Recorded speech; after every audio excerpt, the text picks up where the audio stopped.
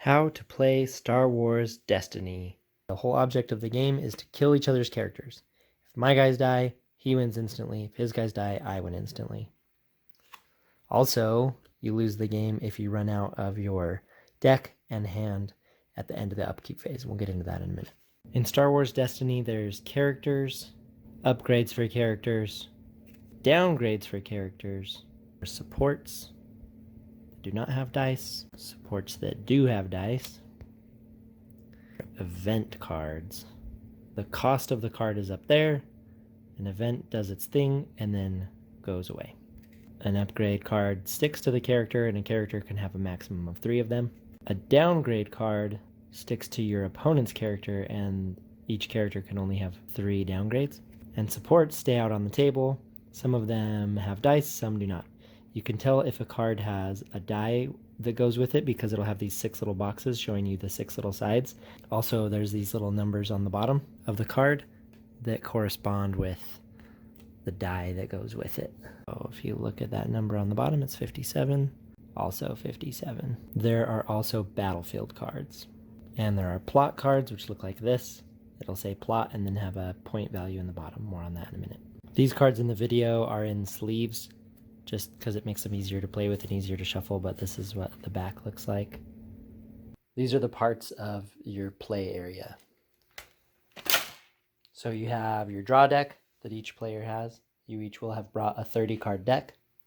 There are your characters with their associated die on top of them over here.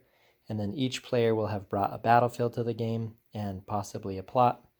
That's optional. Then this over here is the set aside zone. This is where you have your tokens and extra dice, guns in case things get hairy. And then usually people will keep their money that they have in their stash right there. In the middle is an area called the dice pool. We'll go over what that means here in a second. And then you have your different kinds of tokens. Usually next to your deck will be your discard pile. So once cards are used up, they'll just be like that. These are the tokens that come with the game. These are the money tokens or resource tokens, 3 damage side tokens, 1 damage side tokens, little shield tokens. Each character can have a max of 3 shields. Also, you'll notice that some cards say power action. We'll get into more of that later, but that can only be used once per round, and so people will like to use a token that goes on it. You could just use anything like a coin or something to remind you that your power action has been done. On the side of each player's plate area, I have a pair of these. It tells you what the dice symbols are and what they mean, and then it tells you your available actions that you can pick. When you're ready to start your game, each player will have brought their 30-card deck and characters, and the characters have point values on the bottom, and you can have up to 30 character points. So if there's 2 like this, the second number means that this is an elite version, and you bring 2 dice, and so it's 18 points for a 2 dice Obi-Wan.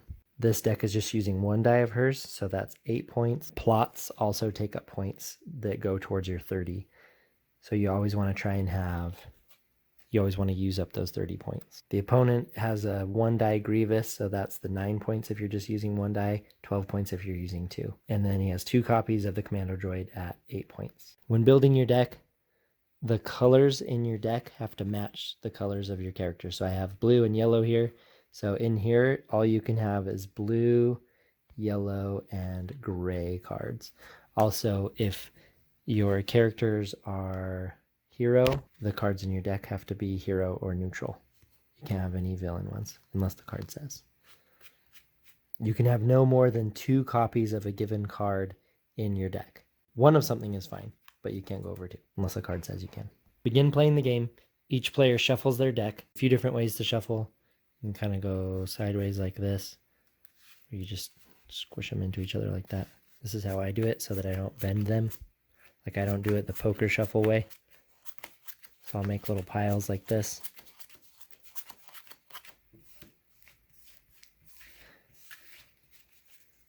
Very, very important. Then you put your deck out towards your opponent. They reach over and they cut your deck. And then each player draws 5 cards. And that is your starting hand. So you look at your cards and you decide if you want to put any of them back. This is called a mulligan. You're allowed to do it once. So let's say that I don't want these 3 cards, but I want to keep these cards. So I hang on to these. I shuffle these 3 back into my deck.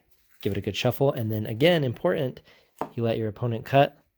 You always cut each other's decks. Since I kept 2 cards in my hand, I'm going to draw back up to 5. So 1, 2, 3. So now that is my new starting hand, and I have to stick with it now.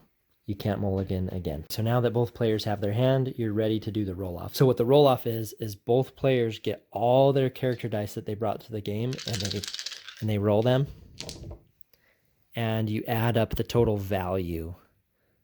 So blanks, that's what this red one is, that's a value of 0. So I have 1, 2, 3.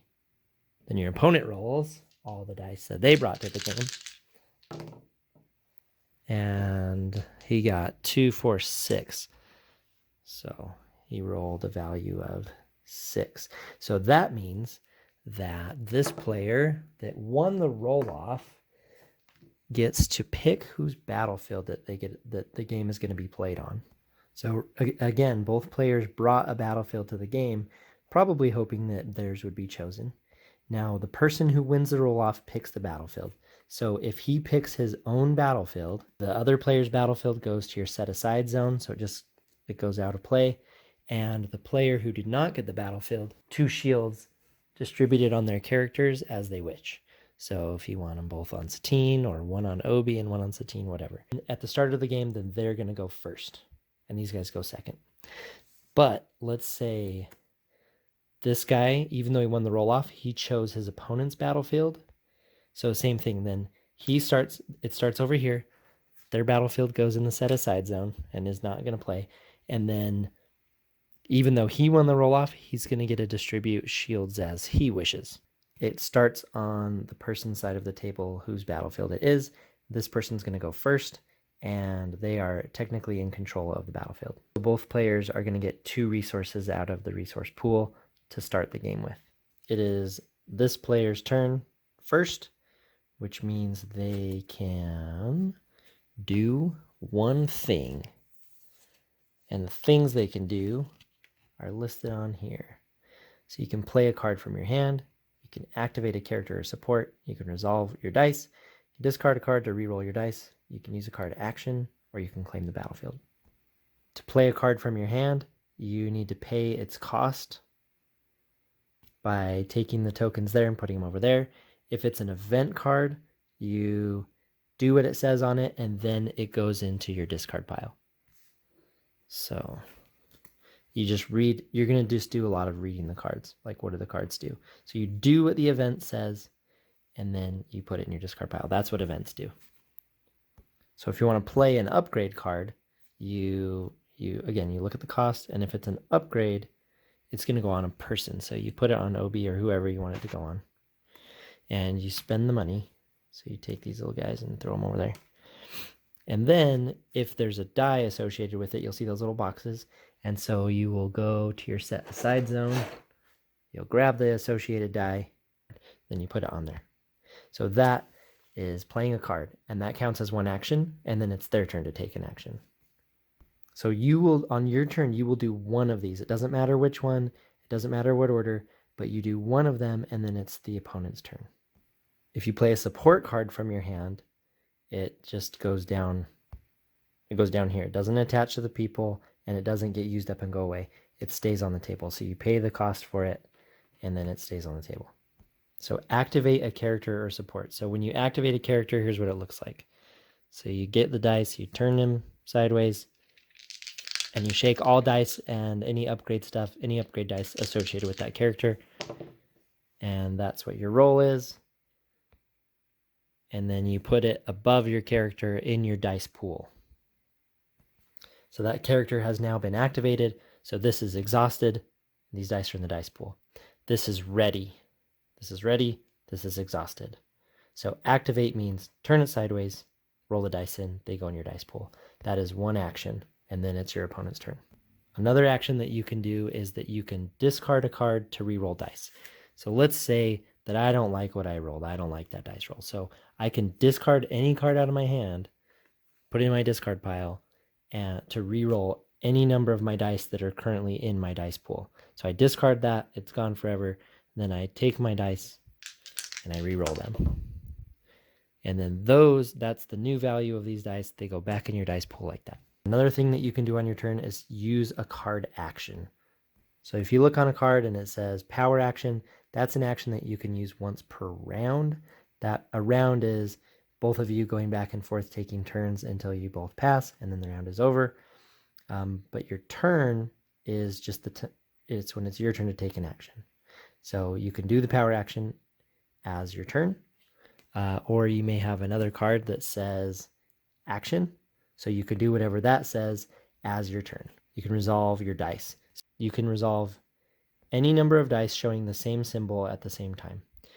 What it looks like when you resolve a die is you grab the die and you put it back, you put it on the card like that. So this particular case, it's a resource. So I would get a resource out of the pile and put it in my pile. So I resolved a die for a resource. Now I still have a melee sitting out there, but you can only resolve the same symbol, or you can only resolve one symbol at a time. Here are the dice symbols. So there's range damage, melee damage, and indirect damage. When it comes to ranged or melee damage, the person resolving it gets to choose where it goes. So if, let's see, I have my 3 melee damage, and it has a little 1 resource on there, so that means I have to actually pay to resolve that. So what I do is I grab this, put it on here, and I take the money and I put it over there. So that's me paying to resolve that. But because it is melee damage, I get to pick where it goes. So if I just stick it on this guy, then we just put a 3 damage on him. If I want to put it on Grievous, who has shields, then the shields take it first, and then 1 damage gets through, like that. So that's the exact same for range damage. If you do indirect damage, so if I did indirect damage to those guys, then that player would get to assign where the damage goes, as opposed to me assigning where it goes. I have a die that has the focus symbol. So you got her die showing a focus. So when you resolve focus, you remove it like this, and then you can turn that many of your dice to sides of your choice. So I don't like this side, so I'm going to switch it to something more awesome, like that. Boom. So that's your turn resolving a focus. If you resolve a disrupt side, your opponent loses that many resources. So if I had a 1 disrupt side, then we would take one of his tokens and we would get rid of it. If I want to resolve a shield die, it looks like this. So you grab it, put it in there, and then you take shields and you can put them on this character or this character. You can't split up this number. Next up is discard. If you resolve a discard die, what happens is whatever the number on the die, so let's say they're going to discard me 1. So this is my hand. I would shuffle it up like this, probably under the table so they can't see. Discarding me, then he will randomly select a card out of my hand to be discarded, and then it goes in my discard pile. Resource, I already showed that one. You just take it that way and you get that many resources. A special will be different on every die. So if a die has a special, then you just look and do what it says. If you have a blank on your die, it does nothing. You can't resolve it, can't do anything with it. So usually you want to discard to try and re-roll it, or use focus to turn it to something better. So that is how the flow of the game goes. Each of you take an action. So I do one of these things, he does one of these things. I do one, he does one. Just back and forth. Now you can also pass. So what that means is you just say pass, and then they get to go again.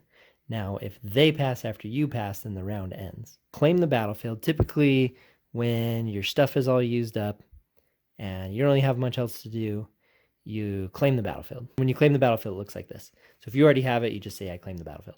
But like if this person was in control of it, you say, I claim the battlefield, and you grab it and you put it on your side of the table. Now, it's good to claim the battlefield because then you get to go first in the next round. So after you claim the battlefield, you pass all of your future actions. You can't do anything else for the rest of the round.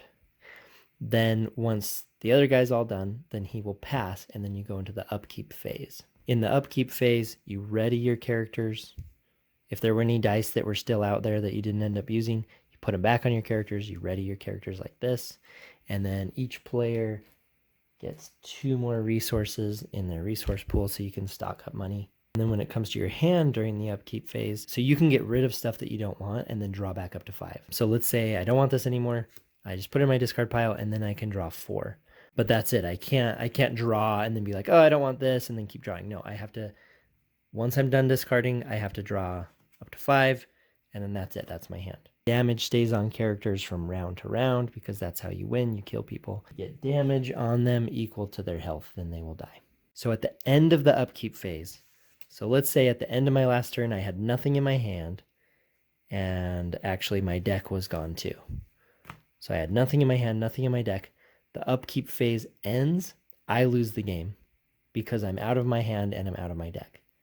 Even if I have people that are still alive, I lose the game. Now, if during your turn you run out of your hand and your deck, then you can keep playing until the end of the turn because you could possibly kill their people and end up winning.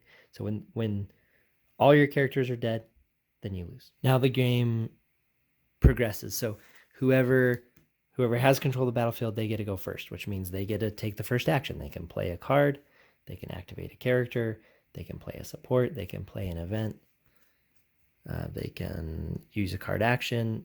You're not going to discard or reroll your first turn because you have no dice in your dice pool. So only dice that are out here in your dice pool can be affected by things. And you're not going to claim the battlefield because that'd be waste, because then you would have to pass all your future rounds and they would get to go without you being able to stop them. Just a few important highlights. A little bit of terminology. If a card tells you to spot something, it has to be yours. It can't be your opponent's. So in this case, this one says spot a leader. So that's talking about the subtype over here of leader. So you have to see your own person. You may have a card that says spot a yellow character. It's got to be your yellow character. If your yellow character is dead, then you can't do that card if it says spot a yellow character. There's something called replace, but everybody calls it overwrite. I have 3 upgrades on Obi. He's totally maxed out. So when I activate him, I turn him and I roll all of his stuff, right? So that's it. And then all those dice go into the dice pool, right? But let's say I have something in my hand that I'd rather have instead of one of these. So you can replace it, and you're allowed to do this once per round, not once per turn, once per round. So I can pay the difference. So let's say we're going to get rid of this punch dagger. So I just throw it in I put it in the discard pile, and then I put the lightsaber on, and because that one costs 1 and that one costs 3, I only pay 2 to put it on there. I just pay the difference. And then I take that dice off, and then I add the lightsaber die on there. If your guy's already exhausted when you add an upgrade, the die just goes on the character. It doesn't get a roll out. You have to wait till the next time. So it's best to play an upgrade on a character when they're still ready, so that when you activate them, you can get used to other dice. So that is called replacing or overwriting. Most people call that overwriting. Some people use a token for overwrite. There's not an official cardboard one from Fantasy Flight. You may just use your own. So I have this one. This is just a custom made token. It's a little arrow. So I just put that on there so that I know that I've used my 1 overwrite this round and that I can't do it again. If you did want to replace an upgrade, but you've already used your 1 overwrite, you can still play the upgrade, but you just have to pay the normal cost. So you get rid of something else, you pay the normal cost, you can replace it. But you can just do the overwrite once, which means paying the difference. So normally while you're playing, I take a turn, he takes a turn. I take a turn, he takes a turn. But occasionally you may have a card that says ambush. So for my action, I'm going to play truce, and it's an event, but it says ambush. That means after I'm done with this, I get to do something else. So I play the card, I do the thing it says. So it says give each player a resource. So each player gets an additional resource, but then I have gained an additional action. So I could do anything on the list of actions again because I have ambush. That's what ambush means. So then I get 2 actions in a row. There's something called redeploy. So you may see that some weapons or upgrades have the word redeploy, but that's not. But other weapons or upgrades do not have the word redeploy. So all that means is that if it's on Obi and he dies, so when the character dies, you put him in the set aside zone, and normally you discard everything that's on them. You get rid of it. But if it has redeploy, you can move it over to someone else that's on your team, and the dice that are associated with these upgrades return to their card. But then they're on this person from now on. So that's what redeploy is. If the person dies and they're just holding stuff like this that doesn't have redeploy, then it just goes in the discard pile. Okay, the next thing on the terms is guardian. So let's say that Obi-Wan has Guardian. What that means is that, so I activate him, which means I roll in his dice. But then after I do that, I can choose to remove one of my opponent's dice showing damage, like this, and deal that damage to myself. Now, the reason that's Guardian is because I'm choosing for that damage to go on my person. Normally with ranged or melee, they get to pick where it goes. But if I have Guardian, I activate, then I pick where that damage goes, but I remove their dice. So if I'm trying to protect someone, that's what Guardian is for. Okay, one more thing on resolving dice. Let's say that this is what they have. So these are all the same symbol because it's range damage. Now, I can resolve all of this at the same time. The black ones are called base sides, and the blue ones with the pluses are called modifier sides. So a +1 has to go with a base one. So this has to go with this. If I didn't have these out there, this could not resolve at all. Has to go with one of these. Now, each package of damage you can send to a different place.